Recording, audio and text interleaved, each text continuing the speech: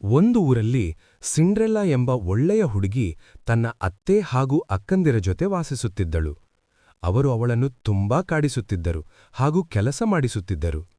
ಒಂದು ದಿನ ಅರಮನೆಯಲ್ಲಿ ದೊಡ್ಡ ನೃತ್ಯ ಸಮಾರಂಭ ಏರ್ಪಡಿಸಲಾಗಿತ್ತು. ಎಲ್ಲರೂ ಅಲ್ಲಿಗೆ ಹೋಗಲು ತಯಾರಾದರು, ಆದರೆ ಸಿಂಡ್ರೆಲ್ಲಾಳನ್ನು ಹೋಗಲು ಬಿಡಲಿಲ್ಲ. ಅವಳು ದುಃಖದಿಂದ ಅಳುತ್ತಿದ್ದಾಗ ಒಬ್ಬ ಮ್ಯಾಜಿಕ್ ಅಜ್ಜಿ ಬಂದು ಅವಳಿಗೆ ಸುಂದರವಾದ ಉಡುಪು ಹಾಗೂ ಗಾಜಿನ ಚಪ್ಪಲಿಗಳನ್ನು ಕೊಟ್ಟಳು. ಆದರೆ ಈ ಜಾದು ರಾತ್ರಿ 12 ಗಂಟೆಯವರೆಗೆ ಮಾತ್ರ ಇರುತ್ತದೆ ಎಂದು ಹೇಳಿದಳು.